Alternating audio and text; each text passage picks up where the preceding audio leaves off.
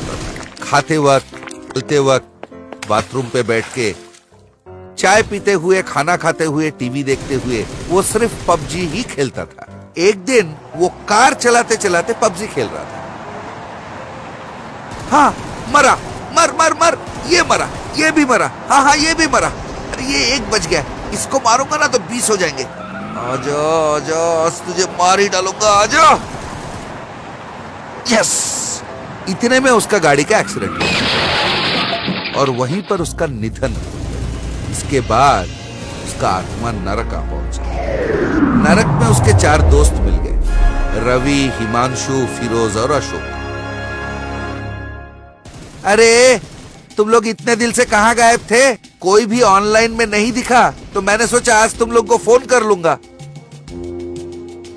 भाई कई दिन हो गए हम तुम्हारे नेटवर्क में नहीं थे, पर आज तुम खुद ही हमारे नेटवर्क में आ गए हो।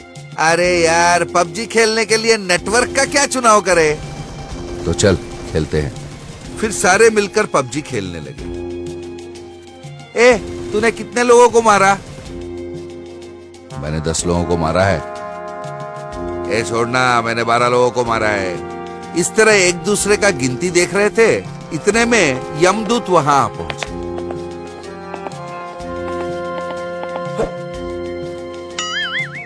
ए, देख यमदूत आ रहे हैं, कहकर उसने फोन अपने पीछे की तरफ छुपा ली। अरे वो सारे भी हमारे ही टीम के हैं। अरे क्या, ये यमदूत भी पबजी खेलते हैं क्या? क्या बोल रहा है यार, यहाँ जितने भी लोग हैं सारे खेलते हैं। तू खेलता जा मुन्ना, खेलता जा। वो सब मिलकर पबजी खेलने लगे। इतने में यम धर्मराज खुद वहां पहुंचे। आइए आइए यम धर्मराज जी, चलिए सब मिलके पबजी खेलते हैं। ऐसा कहते हुए वो जाकर यम धर्मराज के कंधे पे अपना हाथ रख दिया। ए पापी, तेरी इतनी हिम्मत, मुझसे मेरे ही साथ तू मस्खरा करेगा?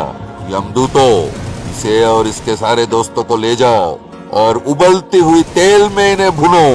उसके बाद नरक में जितने भी दंड है, सारे दंड का मजा इन्हें चखाओ। यमदूत बाबा और उसके दोस्तों को ले गए, फिर उबलती हुई तेल में उन्हें डुबोकर बाहर निकाला। बाहर निकलते ही बाबू ने अपना सेलफोन देखा। अरे मैंने सोचा था उबलती हुई तेल में डालेंगे तो सेलफोन खराब हो जाएगा, कुछ नहीं हुआ। बहुत खुश होकर वो फिर से पबजी खेलने लगे। यमदूत अचंभित हो गए। इस बार सारे दोस्त उल्टा सोकर पबजी खेल रहे थे। अरे आजा आजा, मारूंगा तुझे हूँ। अरे इसकी मौत तो मेरे हाथों लिखी है, आजा आजा। हाँ हाँ, अरे शिट, वो चिल्ला चिल्ला के खेल रहे थे और इधर उनके पीठ पर से हाथियों को चलाया जा रहा था। तो वो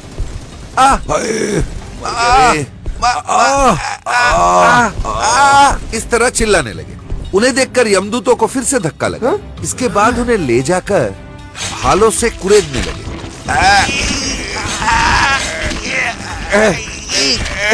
इस तरह वो कराह रहे थे। इसके बाद एक के बाद एक नरक में जितने भी दंड थे उन पे आजमाया गया, पर उन्हें कोई फर्क नहीं पड़ा। इन सब के बीच वो पबजी खेलते ही रहे। उनको देख के यमदूतों का होश उड़ गया और वो सीधे यम धर्मराज के पास जा पहुंचे। यम धर्मराज, क्या हुआ? क्यों चिल्ला रहे हो? प्रभु, उन पापियों को सारे दंड दे दिए, फिर भी उनको कोई फर्क नहीं पड़ा। कम से कम उनको दर्द तक महसूस नहीं हुआ। ये सुन के धर्मराज के होश उड़ गए। नरक के बाकी पापियों को भी वो भ्रष्ट कर रहे हैं प्रभु।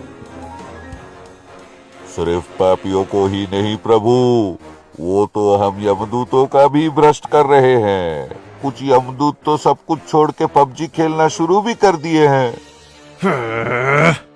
वो पापी यहाँ रहेंगे तो सब कुछ नष्ट हो जाएगा, सारे यमदूत भ्रष्ट हो जाएंगे। उन्हें और एक भी क्षण नरक में रखना जोखिम की बात है। यमदूतों, उन्हें अभी इसी वक्त उनकी अपनी दुनिया में वापस भेज दो। साथ साथ नरक के गेट के बाहर बोर्ड टांग दो कि पबजी खेलने वाले को यहाँ जगह नहीं मिलेगा। इसके बाद यम धर्मराज के आदेश अनुसार उन लोगों को नरक से भी निकाल दिया गया और नरक के बाहर एक बोर्ड टांग दिया गया कि पबजी खेलने वाले को यहाँ स्थान नहीं मिलेगा। एक किसान और एक भूत। चंदू नाम का एक किसान रहता था। वो बड़ा भला आदमी था, बड़ा भोला भी था।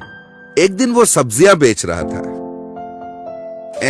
सब्जी ले लो सब्जी, टमाटर ले लो, बैगन ले लो, मूली ले लो, आलू ले लो।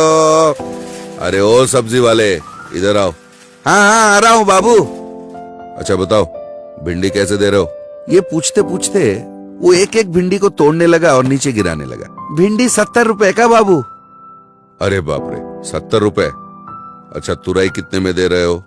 ये कहते हुए वो तुरई भी तोड़ के नीचे गिराने लगा। बाबू तुरई तो 100 रुपए का है। अरे बाप रे, ये 100 का नहीं चाहिए भैया। अच्छा बताओ, टमाटर कैसे दे रहे हो? बाबूजी टमाटर 50 का किलो बिक रहा है। अरे ये तो थोड़ा सस्ता है, पर मैं नहीं ले सकता, मेरी बीवी की पथरियां हैं। तुम एक काम करो, एक 5 रुपए के धनिया दे दो। हाँ हाँ ठीक है बाबू, धनिया ही ले लो। ये कहकर चंदू थोड़ा आगे निकल गया।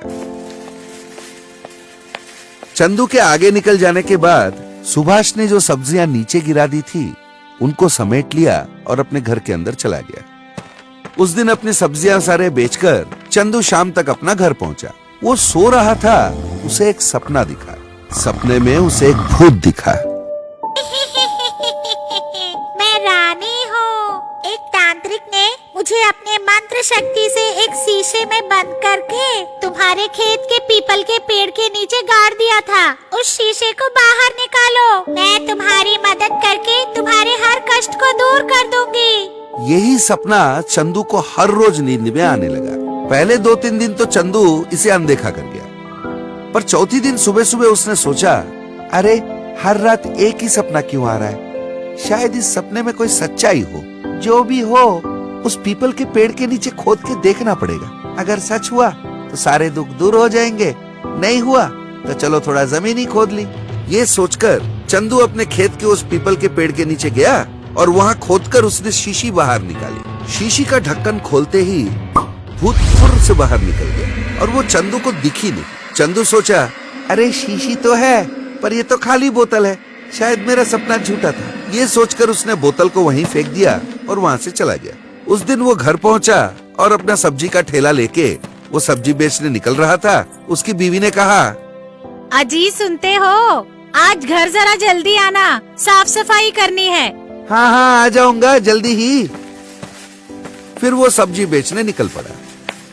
ए सब्जी वाला सब्जी, तुरई ले लो, भिंडी ले लो, बैगन ले लो, आलू ले लो, कैबेज ले लो, गोभी ले लो, सब्जी, सब्जी वाला सब्जी। सुभाष ने फिर उसे देखा।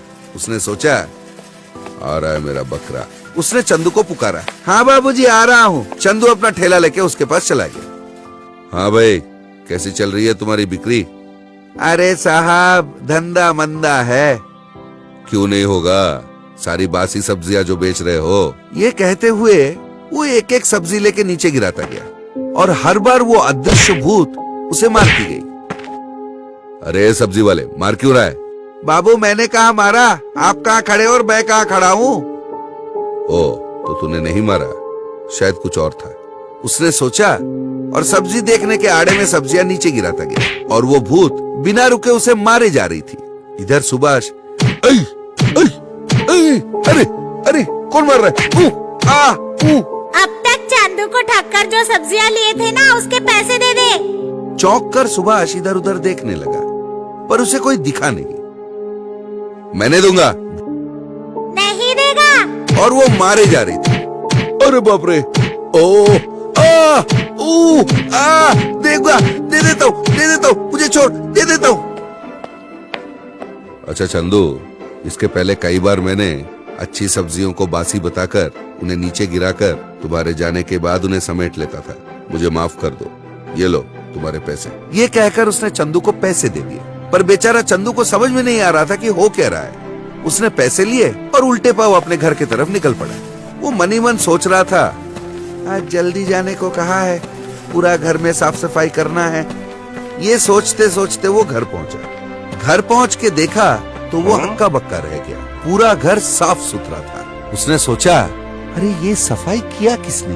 मेरी बीवी ने किया है क्या? ये सोचकर वो चुप रह गया। रात को खाना वाना खाके वो सो गया। उस दिन रात उसे फिर से सपना आया।